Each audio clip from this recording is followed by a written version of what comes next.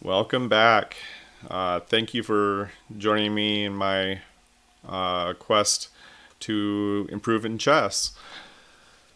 So, chess is a funny thing. It really can mess with a person's mind, and it had messed with my mind quite a bit when I lost so much ELO, especially going back into the 700 range from having my peak be about 900. It was it was difficult for me, but I think overall it made me think, hey, there's something wrong with my chess game. I knew that I was weak with the black pieces, and so I started this Stockfish Teaches series because I wanted to know what is the objectively the best lines to play as black against these different white lions. And I didn't want to mess up right at the very beginning. At least let me get through through line 3 or 6 before I really flub it up. So I was studying these lines to get myself a little bit more familiar and at least get me a good start to the game. So by doing that, it also gave me more confidence in my own games. I know I'm not the worst at like chess puzzles. I can find some decent moves in there. It's about trying to convert it into the game. I was so fearful to even play regularly. I would actually go a couple of weeks without even playing a single chess game, at least a rapid chess game. Just recently, like with the different comments that you guys had left me, and knowing that I've been actually doing pretty well on the few games that I have been playing over the last month, that hey, I'm doing a lot better than I let myself on to be. I realized, hey, I'm not I'm not terrible, not super terrible anyway. Not I should be a lot higher elo than what I currently am. So I was kind of mad at myself for not playing more and just allowing myself to stay in the mid 800s for as long as I had. Last, I think it was Thursday, I thought, hey, I'm just going to start playing tons and tons of games for like a week. And I want to see if I can get to 1,000 elo in 1 week's time. Well, that might be a little bit too much for myself. I don't want to put so much stress on myself to play so many games. So I'm going to do as many as I can and get up as high as I can. Eventually, I'll get to 1,000 or higher, and life will be good. But I have played several games lately, and let's get into them. So this first game, uh, I had got myself up from 855, and with this win, I actually got myself up to 875. So it started off like so, Italian game. So I go into the put both knights out, and then it happened. They tried the fried liver on me, and I was so excited. It's like, yes, I've done a video on this. I know what to do, and so without even hardly thinking, I played the pawn up and went for the Polerio defense. And yeah, it's wonderful because I already had this planned out. I wasn't planning out this move, but I knew it was good for me because at the end of the line, if they played it perfectly, we'd be pretty much even. So I knew this was a bit of a mistake, and as the computer says, it's an inaccuracy, which gives me like a full pawn up. So I took, they took, And I didn't play it exactly right, but I played it close enough. So I went to kick the knight away. He moved it back. I attacked it again. He moved it up to this square, and I knew I could just win a pawn, and that's completely winning. And if they played it right, they would we would just trade queens, and I'd be up a pawn. So that's what I did, and they castled, and I thought, well, keep pushing pawns, trying to trap the knight, put him on a worse square, just keep putting pressure, and get my pieces out. So that was kind of my plan. I wanted to defend this pawn because I thought he would bring his rook out to attack. Instead, he pushed the pawn up 2 squares. I knew I could take en passant, and because I was really controlling this diagonal here, so um, so I took en passant, and he checked me. I just moved the bishop up to block it, and they recaptured the pawn. I took the pawn. That gave me another pawn lead. So, or actually, I just have 1 pawn lead in this. So, anyways, but I was also attacking the knight. He moved his knight away. I went ahead and castled. Bishop is protected by the knight, and he moved here, attacking both these pieces. And I thought that was a pretty good move. But I mean, I could move the bishop back here to protect the knight, but I thought, hey, let's be a little tricky. I could attack this knight. If he doesn't take and just takes that knight, I could just move this back out somewhere, or maybe even move it over here. Whatever, I can move it somewhere. I just want to attack some of his pieces, so I just went and attacked that. He recaptured it, and then I just defended the other knight. I knew, like, if I moved the knight, he could swap off, and I'd also be looking at a back rank checkmate if he doesn't move these pawns. So, anyways, he brought out his bishop, immediately just blundered it, and took the free bishop. And then he has to, or I guess he doesn't have to. He could like try and block with the knight, or just move the knight up, move the knight so that they protect each other. No matter what, I wanted to take off at least one of the rooks. But he took, I took, and he went to kick the knight. And this blundered mate in 1 because the knight is still attacking that square, and it could deliver a back rank checkmate. I did. I won the game, got up to 875 rating. The next game, I'm not too familiar with the queen's pawn. I haven't studied that much.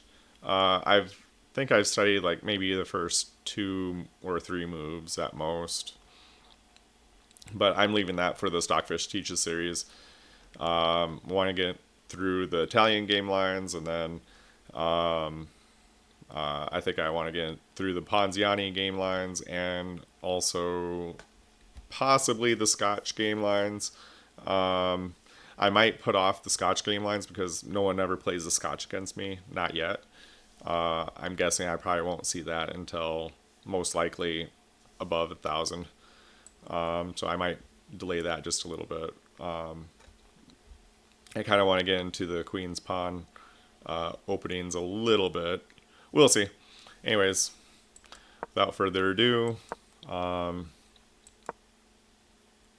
did both knights out, pawn up there.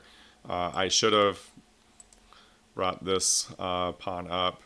I know that for the future. I don't know if I'll remember it, but I at least got a reminder.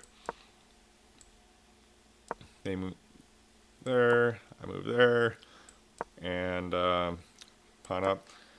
So it just kind of went like this. I took out, I took the knight because nothing else was protecting it other than pawns. Wanted to ruin their pawn structure a little bit. Thought it would give me a slight advantage, but I don't know. Anyways, they took mine. I recaptured with the queen, and I saw that I could take the pawn there with the knight.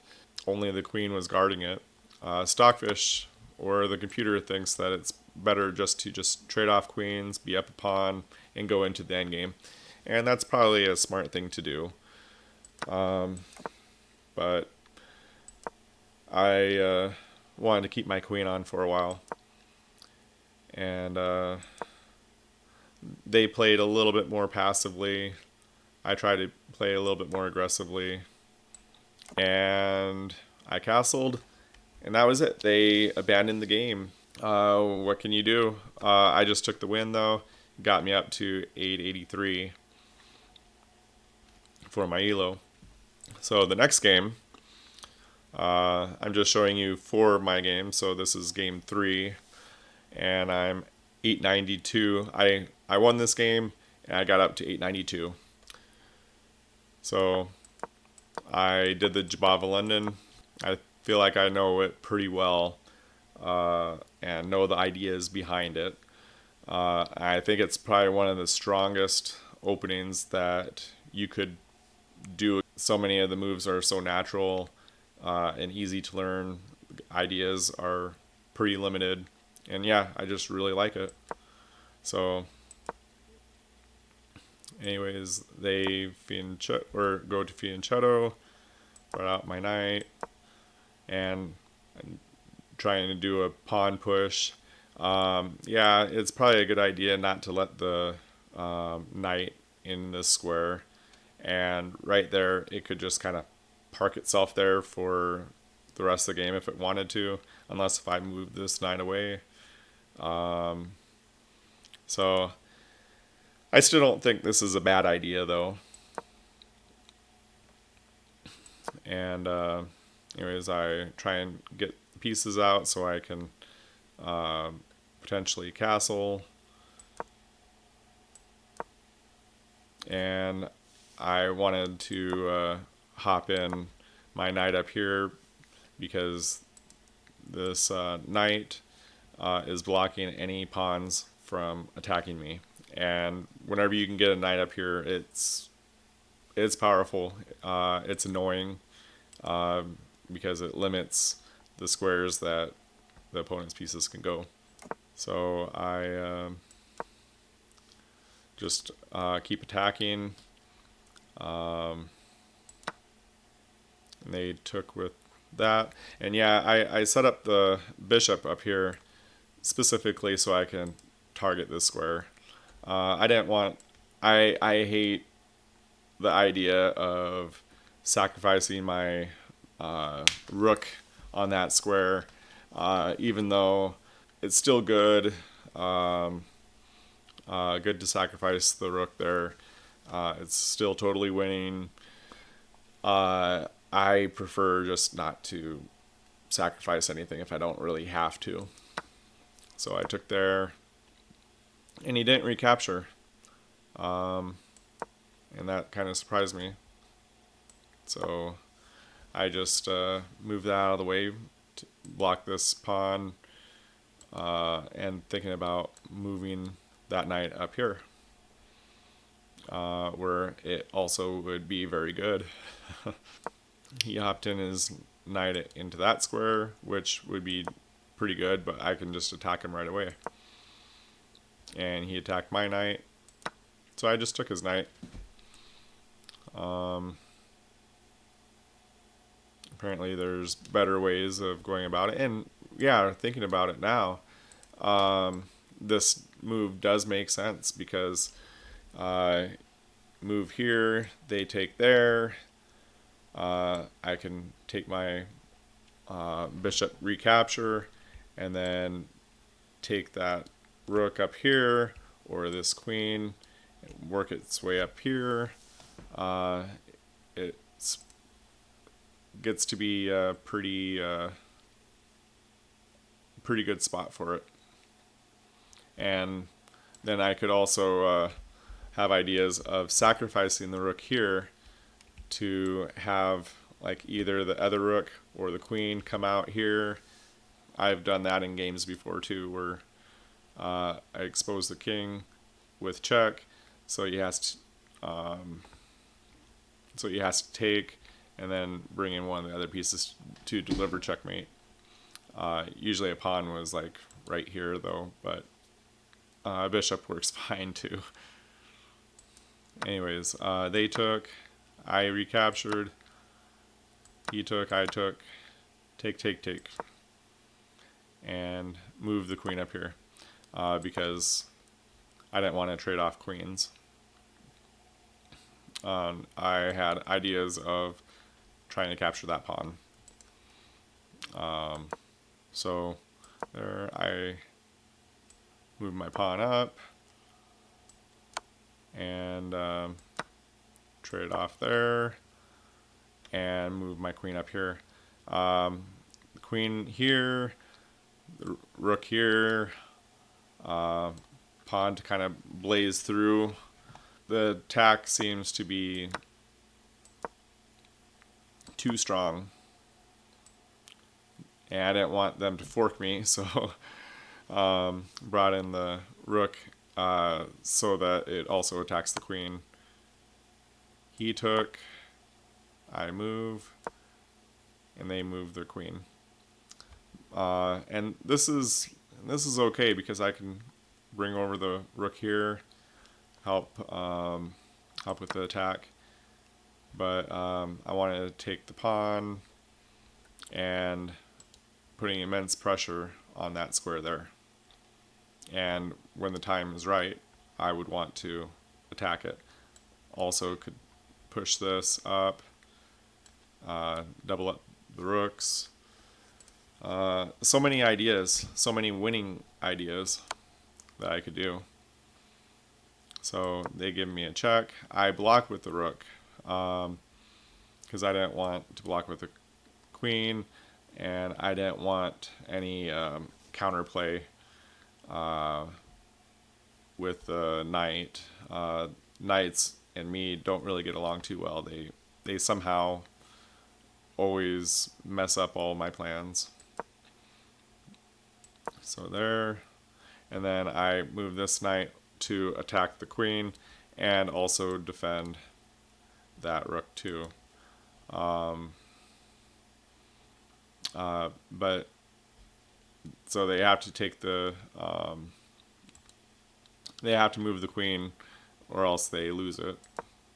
And so they moved it to the best square, and I thought, hey, what better time than now to really attack? And so that's what I did. And when they recaptured, it was the worst possible thing for them to do.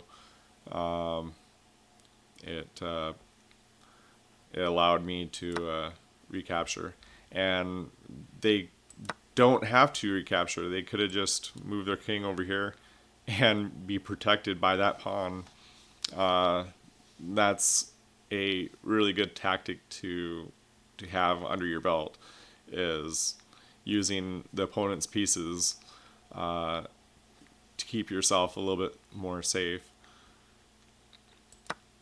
because you can't take your own pieces. So here we go, and there's a mate in one, and I did not see it. I wish I would have seen it, but like right here, I think is, no, where is the mate in one? Yeah, yeah, move it right here, because king can't move there or there or there, and this rook covers all these squares. So yeah, the main one was right here.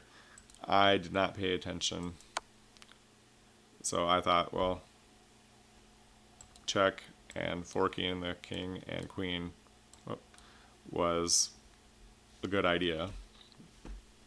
If he moved like out here, I figured I could bring in a couple more checks, bring in the rook, something, and checkmate had to be really close.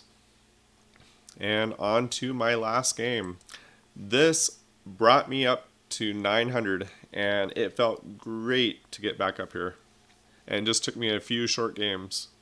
Hopefully, it won't take me very long to get up to 1,000. But anyways, got the white pieces. I knew I had a really good chance of winning this game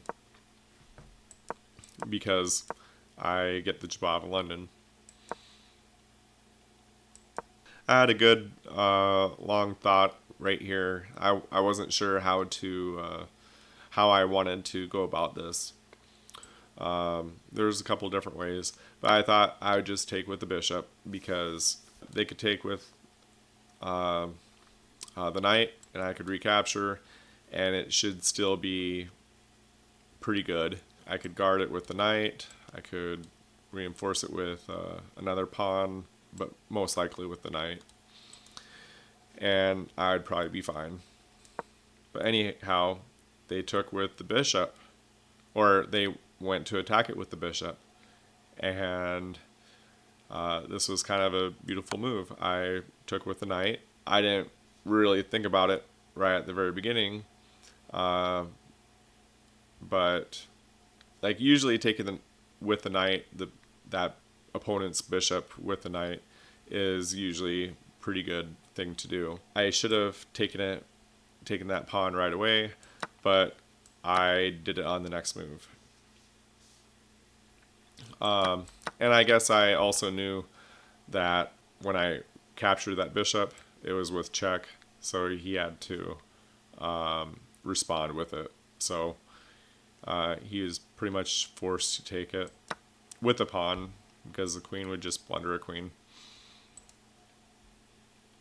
So I went for that, and he just gave me a knight. It's like, okay, I'll take that knight. They still have the problem with the rook, and they're not going to be able to fix it. So I took the rook. It just went downhill for my opponent. He blundered his rook. I had my bishop staring right at it, and I don't think he noticed it right away until I captured it. So many times that's happened to me too. Now the queen is staring over here to capture the knight and deliver a check. He moves the knight, and this is actually kind of an annoying spot because it guards that square, and yeah, it blocks me from going there. So it's really impossible for him to really prevent checkmate in just a few moves. And as you notice the time, we've only used about 2 minutes of time. So all of this has happened pretty quickly. So just recapture. He blocked with the knight. I bring in my rook over here to bring that into the attack, and they move that there. The queen over, which is actually pretty good, and it also attacks the bishop. I move my other bishop over to attack this pawn, and also think about like moving it like that way and then over. Just really put on the pressure. So with the pawn move up, I saw an opportunity to free the bishop, and I was like, okay, I'll take it. I don't want to lose it if I don't have to.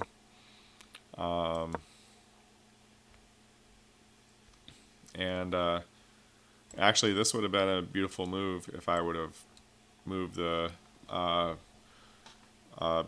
bishop over here, because that'd be like a deflection to give mate. And a lot of times I don't see these types of moves. I'm just like focused on like try not to blunder, and the time pressure still is enough pressure on me where I don't really make great moves. So I move this over to attack the queen, and also it's protected by the other queen. So they move, and I saw this move. I thought it was really beautiful because attacks the queen. The queen cannot recapture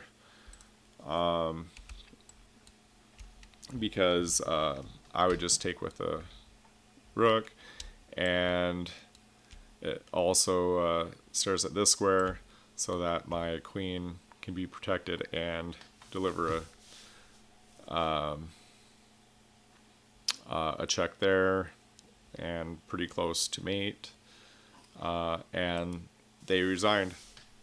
It's just too powerful of an attack, and it got me up to 900. Hopefully I can continue this, continue the climb, and I'm not even sure where my rating would stand right now. I mean, maybe it's greater than 1,000. So I'm going to be really exploring that in the coming weeks. We'll see if I can. We'll see where my rating really stands. I mean, I'm really excited to find out, because I feel like I am dominating over the 800s and even some of the 900s. So we'll see where it leads us. Oh, before I go, can go over just a overview of the game reviews. I haven't been blundering. And like this game, I haven't had any mistakes, misses, or blunders. It says I played like a 1600, had a 93% accuracy in the opening, and 86 in the middle game. So, I mean, 88%, near perfect, close enough in my eyes. The previous game, which was another Jobava,